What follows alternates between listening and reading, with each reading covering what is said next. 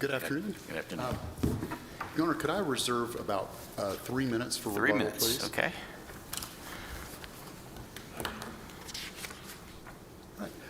May it please the court, I am Sharif Gindi. I'm here from Knoxville, and I represent the appellant Terrance Reese.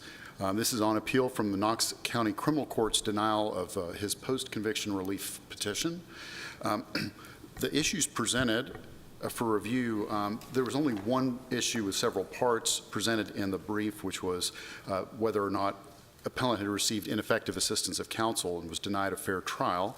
What was addressed in appellant's reply brief were a couple of issues that the appellant himself wanted presented that were jurisdictional issues, whether or not the indictment was void because the trial court lacked subject matter jurisdiction, and whether appellant was improperly sentenced within higher sentencing ranges, which is also a jurisdictional issue. I'll start with the first, Your Honors. So our argument is that appellant was denied a fair trial due to the ineffective assistance of trial counsel. We believe that there were cumulative errors, but I'd like to go through them, at least hit the high points of them. Probably the most important was that appellant was prejudiced by trial counsel's decision to allow evidence of appellant allegedly threatening victims outside the courtroom while his jury trial was in recess. I don't think one could exaggerate how prejudicial that would be, or was, can be to a defendant. The defendant's in the middle of a jury trial, and then the jury hears evidence that he allegedly threatened witnesses in the actual case. If that absolutely could not be avoided, it would be understandable, but the way that it came in was really inexplicable. Your Honor. Yes. I was just thinking, there was questions. I was anticipating what you were going to say. So it was a question by the district attorney about that? Is that how it came up? It did come up sua sponte by the person that was threatened on the witness stand, right? What had happened in the outside? It's how it got into evidence. Oh, yes, Your Honor. So there was a hearing on it before it was allowed in outside the presence of the jury, and the court made it clear that it wasn't going to let in that testimony because of its prejudicial nature. It was far more prejudicial than it was probative. But then once trial counsel started to get into the area of trying to bring in testimony about one of the victim, Ronnie Solomon's history of violence, the court made it clear that, hey, if you're going to bring that in, first of all, that would be for self-defense purposes, which was never the theory of defense, and that was admitted to by the trial counsel at the post-conviction relief hearing. But also, what she tried to get in was something that had literally already come in. She was talking about one of her main things that she wanted to do, if not the main thing she wanted to do, was show how the child witness, Callie Sullivan, had been coached, or may have been coached by her parents, her mother in particular, to testify the way she did. And so she had already gotten in testimony from Ronnie Solomon that in their divorce proceedings that Giselle Solomon had accused him of such things. And so, I'm sorry, that in the divorce proceedings, he spoke about how in the divorce proceedings that she had, that his wife, who I don't think who never divorced him, had coached the daughter to lie about his own propensity for violence. So that was sort of already came in, and then it didn't really make sense for defense counsel, the trial counsel, to go on and then ask Giselle Solomon about it, because it had already come in. There was evidence about it. So asking her about it, really just gives her an opportunity to say it didn't happen. It doesn't add anything to the case unless she absolutely admitted it. But more importantly, the court made it clear that if she went on with that line of questioning with Giselle Sullivan, that it would likely let in this testimony about the alleged threats that had happened outside the courtroom during trial. So just to bring in, just sort of to ask a little bit from Ms. Solomon about what Ronnie Solomon had alleged, and not really knowing what her response would be, to allow testimony that the appellant had allegedly threatened victims outside the courtroom it just doesn't make sense at all. I mean, it's very, very damaging testimony. The defense counsel admitted that she never, self-defense was never the theory of her case. The theory was that the appellant did not have a gun.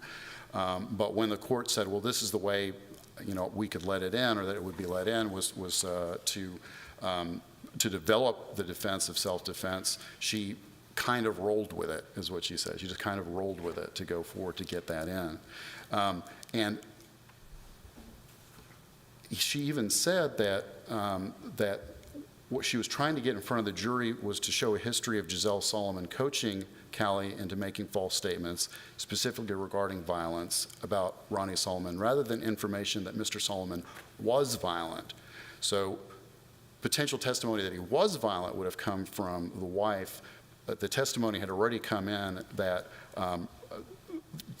about a history that Giselle Solomon coached Callie into making these statements. So there was really no reason to do that. And also that also elicited more testimony from Giselle Solomon, saying that she had an order of protection against Ronnie Solomon, but she set it aside because she wanted Mr. Solomon's assistance in protecting the family from the appellant.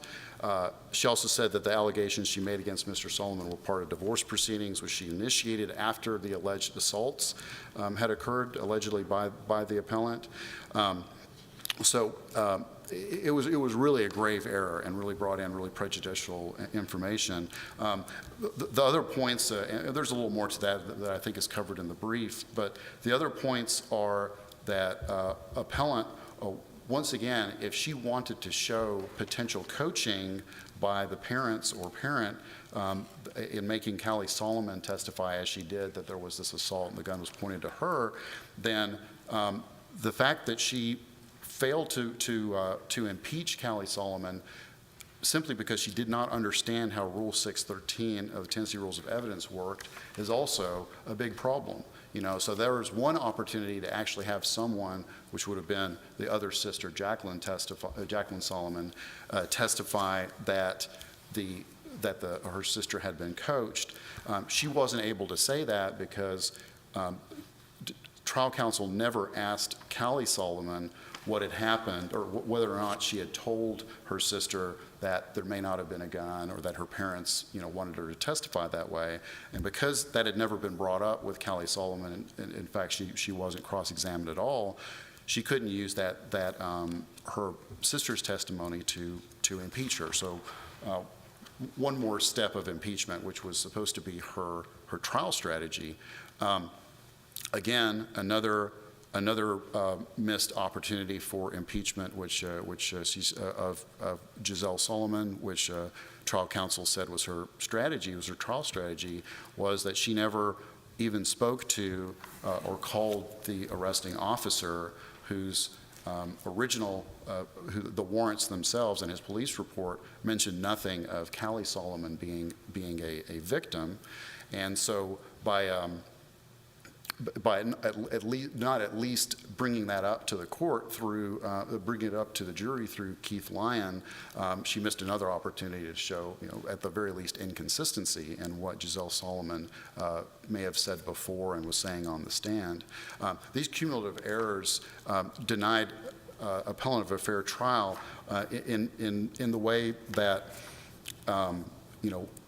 if she had not performed the way she had, the jury would not have heard Giselle Solomon's testimony placing blame on the appellant for her divorce proceedings or that she had her order of protection against her husband set aside because she wanted his assistance in protecting the family from the appellant. A jury would have never heard that. They would have not heard testimony regarding appellant's alleged threats towards the victims during trial, which again, I can't exaggerate how detrimental that is to someone who's actually standing trial. They should have heard the sister of Callie, Jacqueline Solomon, testify that Callie Solomon told her that appellant did not have a gun and that her parents had encouraged her to say there was a gun. The jury should not have heard testimony, should have heard testimony from Officer Keith Lyon impeaching Giselle Solomon's credibility, so just another brick of impeachment against her. And it's notable that even with the errors, even without all of that stuff that the jury should have heard, the jury found appellant not guilty of one of the aggravated assaults. I think that's that means that the case could have very well turned out differently if certain evidence had come in and certain evidence had stayed out. The appellant himself has arguments that he has made regarding the subject matter jurisdiction of the indictment itself. Are those arguments even properly before us? Your Honor, the argument is that they are jurisdictional, and if they're jurisdictional, then however they're brought to the court, or even whether they're brought to the court or not, if the court sees that the trial court lacked jurisdiction for what it did, it can make a ruling that there was not jurisdiction. If they are looked at, Your Honor, as simply, flaws in the indictment, then that makes sense. Well, but even more simply in procedure, I mean, you included those two issues in a reply brief, and the whole purpose of a reply brief is to reply to what the other side has argued. You've now added two issues which the other side has not been able to brief for this court. So, under the rules, are they properly before us? Your Honor, I think that under the rules, that's probably not the proper way to do it. But I think because of the nature of them, if they truly are jurisdictional, and if they truly do mean that the court didn't have jurisdiction, then I think however or whenever it's brought to the court's attention should not be, the court should look at them on their merits regardless of how they're brought. Certainly, if they're brought in the original brief, the state would have had a chance to reply or to file their appellee brief. But I would say that if these are jurisdictional issues, they should not be thrown out just because of procedural errors. That maybe the recourse would be to allow the state to rebrief, to file a reply brief in response to those. Because, Your Honor, I think even if it were not brought up, if the court on its own, and no one had brought it up at all, if the court reviews the case and says, oh, everyone missed it, but there's no jurisdiction for this court for the trial court to have done it in the first place, I think it would be the court's duty to rule that way. So I don't think that may not be the best time to bring it in, but I don't think that means that it's that it should not be considered just because of procedure. And the main argument that the appellant is making about the subject matter jurisdiction, about the fact there's not subject matter jurisdiction, has to do with how the indictment was brought about itself. He talks about how at the time of arrest, and as far as the original arrest warrants go, there were 3 counts of aggravated assault. They were Ronnie, Giselle, and Jacqueline Sullivan, and 1 count of vandalism. But when the indictment came out about 4 months later, there were 17 counts. Counts 1 through 4 were weapons offenses, felon in possession offenses. Count 5 was vandalism. Count 6 was aggravated assault against Callie Solomon, which was a new aggravated assault. Counts 7, 8, and 9 were the original assaults that were like the original assaults that were charged on Giselle, Jacqueline, and Ronnie, and then counts 10 through 17 were criminal gang offenses.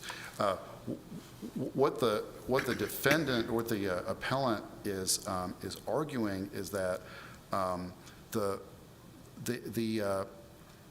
what can be presented to a grand jury and what a grand jury can decide, when they're deliberating about an indictment,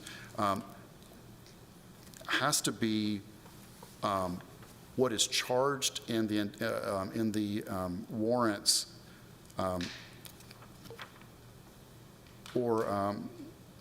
see, I'm going to look for the words, the proper words, or offenses that were inferred from the original affidavit of arrest or warrant.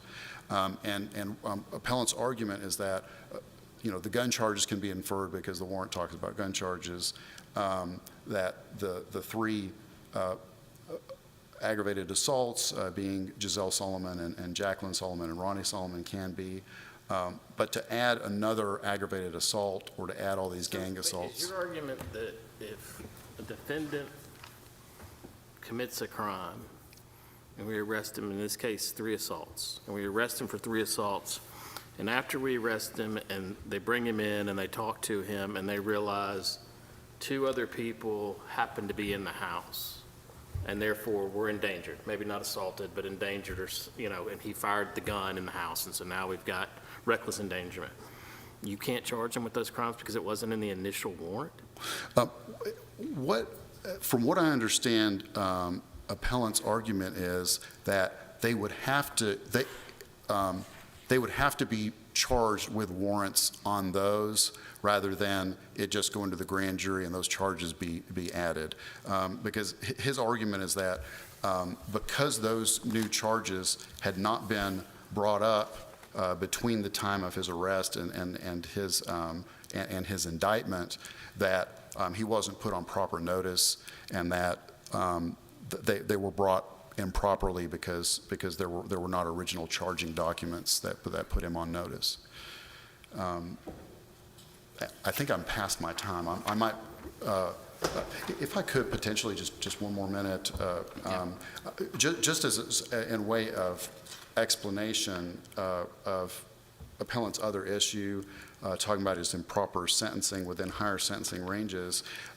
What his argument is that there's a difference in the language between the multiple offender statute and persistent offender statute. It's different. Those are different than the career offender statute. And so a multiple offender is a defendant who has received a minimum of 2, but not more than 4 prior felony convictions within the conviction class, a higher class, or within the next 2 lower felony classes. Similarly, a persistent offender is a defendant who has received any combination of 5 or more prior felony convictions within the conviction class or higher, or within the next 2 lower felony classes. What appellant argues is that all of these prior felonies have to be in one or the other. They have to be either in one of the 2 lower classes, the same class or higher class, that you can't just add them all together because of the way this is worded. They have to all be, for example, if you had 2 Ds and 2 Cs, you can't add those together. You have to, they're just either 2 priors. That's different than career offender because the defendant, it says the defendant has received at least 6 prior felony convictions of any classification if the defendant's conviction is a class C or D felony, D or C, E felony. And so in those, then any 6 would work, as opposed to not being able to add them all together. And sort of real quickly, he argues that he had 4 prior E felonies, 1 D felony, and 1 C felony, so that for C felonies, he would only be a multiple offender because you could only look at the 4 E's. You couldn't add a D or a C to it. And similarly for the B felonies, he could only be a standard offender rather than a multiple offender because he had 1C and 1D, not 2 in any one class. All right, Thank you. Counsel. All right, Ms. Reddy. We're going to take just a short break, okay? All rise. Court will be in recess.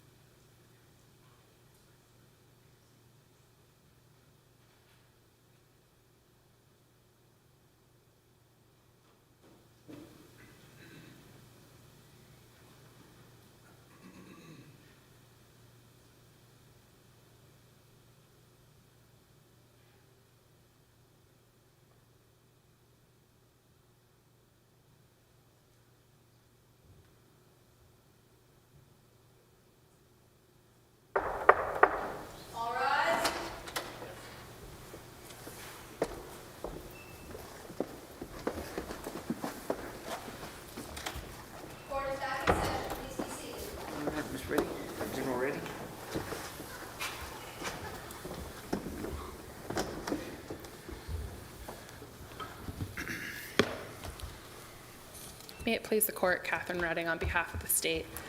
The petitioner is not entitled to post-conviction relief due to ineffective assistance of counsel. The petitioner has waived his claim that trial counsel was ineffective for opening the door to this threat to evidence by failing to properly preserve this claim for appellate review. First, he did not raise this claim in his petition for post-conviction relief, nor did he raise it in his amended petition. Second, he did not preserve this issue through an informal amendment at the post-conviction hearing, through an informal amendment and decision. So he did introduce proof relevant to this issue at the post-conviction hearing, but the post-conviction court didn't actually decide this issue in its final order. Yeah, I was going to ask you, so what about the quote in his reply brief? Sure. So the post-conviction court did reference the testimony of trial counsel in its findings of fact, but then it had a separate section where it made conclusions of law and doesn't ever get into the merits of the issue. So it does talk about it, but it's the conclusion of law that is what preserves the issue for appellate review. And because it's not there, what we have is not enough to preserve the issue for this court's consideration. Similarly, the claim about the 911 calls, the 404B issue, the petitioner has also waived this claim. Again, he did not raise this in his petition or his amended petition. Second, he did not preserve it through an informal amendment by litigation and decision. In fact, as to this issue, it's my recollection that there's no proof presented at the hearing on this issue. So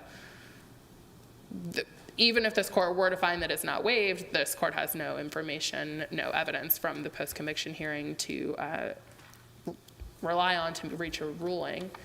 As to the third claim, the petitioner has not shown prejudice from trial counsel's failure to cross-examine Callie Solomon about whether she told her sister, Jacqueline Solomon, that the petitioner didn't actually have a gun and that her parents encouraged her to say that he did.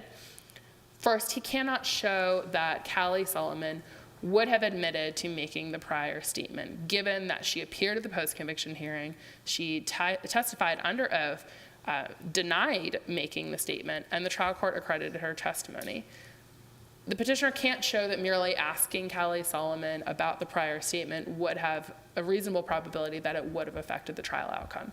So yes, counsel would have then been allowed to ask Jacqueline Solomon about this statement, but petitioner still wouldn't have been able to prove that Callie Solomon made the statement, and the jury heard and discounted with its verdict much stronger evidence, quote unquote, evidence of the petitioner's lack of the gun. Jacqueline Solomon testified at trial that the petitioner never had a gun. She testified that she lied to the 911 operator when she said that the petitioner had a gun and that he had threatened to kill her, her mom, and her sister. And she testified that her mom, her sister, and her dad all lied at trial. So the jury had this information and chose not to believe it, and certainly would have reached, there's no reasonable probability that the jury would have reached a different conclusion as to Jacqueline Solomon's credibility had the trial counsel cross-examined Callie Solomon about this supposed statement that she made. So even if counsel was deficient for failing to cross-examine Callie Solomon about it, the petitioner hasn't proved the second prong, the prejudice prong, so he's not entitled to relief on this particular claim. As to Officer Lyon, the petitioner has not shown that trial counsel was ineffective here either. At first, the petitioner hasn't shown that trial counsel was deficient. Trial counsel testified about why she didn't contact Officer Lyon, why she didn't call him to testify at trial. She said that she reviewed his report, she spoke with her investigator, and concluded that there was nothing she needed to talk to him about. This was a reasonable decision. She made a reasonable decision after preparation not to interview Officer Lyon or call him as a witness. That decision was reasonable under the circumstances. Her performance in this respect did not fall below the range of competence that we demand of attorneys in criminal cases. But even if counsel was deficient, the petitioner hasn't established prejudice. Officer Lyon appeared at the post-conviction hearing. He agreed at the hearing that Callie Solomon was not listed as an aggravated assault victim in the incident report or in the arrest warrants, and that's really the crux of the issue, is that Officer Lyon, had he testified at trial, would have been able to say, no, Callie Solomon's not listed as a witness, and that would undermine Giselle Solomon's testimony. But what Officer Lyon testified to at the post-conviction hearing was, yes, she's not listed, but that doesn't really mean much because her absence from the report doesn't mean she's not a victim. It just means she's not in the report. The report is a preliminary report. Sometimes more information comes out, and you move on, you add to it. And given this testimony, the petitioner can't show a reasonable probability that but for counsel's failure to interview Officer Lyon and call him as a witness at trial, the trial result would have been different. Because the petitioner hasn't shown any prejudice or that counsel was deficient in multiple respects such that there are multiple deficiencies that can combine to create prejudice, he is not entitled to relief under this cumulative prejudice claim. As to the jurisdictional claims that are raised in the reply brief, it's the state's position that the petitioner has waived these claims by raising them in a reply brief. There is case law from this court that says that issues raised for the first time in a reply brief are waived. This isn't really a case where kind of the grounds shift or there's a small difference. We're raising that a petitioner has raised completely new issues for the first time in a reply brief. And the case law says that reply briefs are limited in scope to a rebuttal of the arguments that are made in the appellee's brief. So for those reasons, it's the state's position that these claims are waived.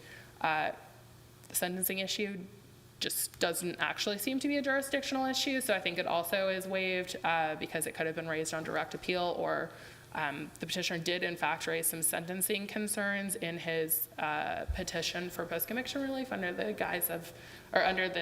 header of ineffective assistance, and did receive some relief there. So it seems that if there is actually a problem, that could have been raised there as well. But if this court finds that it's not waived and would like to address the merits, the state would just respectfully ask that it request supplemental briefing so that we can respond in writing. If there are no questions, the state asks this court All right. to affirm. Thank you, General Rodney. Thank you. All right. We have time remaining on rebuttal, or no, we went? 3 minutes, okay. Counsel. I think perhaps most importantly, in response to what the state has said, I think it's very clear that the issue about whether or not the counsel was effective for essentially making the decision to bring in this testimony about the threats in the hallway during or outside the courtroom during the trial. The trial court, very clearly in its findings of fact on the post-conviction relief order denying post-conviction relief, except for that one sentencing issue, the court says that the trial counsel explained her strategy in attacking Ronnie Solomon as being a violent man. She wanted to show not only that he was violent, but had a history of coaching children and what to say in the past. She made a strategic decision. This information was worth it, even though it would open the door to the incident in the hallway during the trial that the court had previously ruled would be inadmissible. And that's in the findings of fact. And then in the conclusions of law, it says that any issue not specifically addressed should be deemed denied by the court. So I think the court clearly did consider it and not find that it was probably even deficient he certainly didn't find it was deficient because he didn't make a ruling that it was deficient. And I think he's explaining it, the court's explaining it by saying she made a strategic decision. I think that's part of what the court looks at, is whether or not something was ineffective assistance, was it strategic. I would just, I think that's the main thing I really wanted to respond to, and I certainly agree with the state that if the court is going to consider the appellant's jurisdictional issues, that I think the best way to do it would be to allow the state to brief the court also on the matter. Let me Yes. ask you Yes, this. sir. Under a recent, I guess it is an order of the Supreme Court about post-conviction findings of facts and conclusions of law, that statement that you just read, that any issue not specifically addressed is deemed denied, it's probably not a sufficient finding of fact or conclusion of law. Well, I think whether it's sufficient or not probably doesn't change the difference as to whether or not it was addressed. I mean, I think, you know, certainly sometimes decisions are, you know, that they're not sufficient findings of fact, and those might be sent back to the court to. Well, if it's not sufficient, it's Yeah. not really, I mean, technically, if it's not sufficient, it hasn't been done. I mean, so if he didn't address it properly, then did he really address it, or she, whatever the trial court it was in this case? Yes, Your Honor. Your Honor, Judge Sword.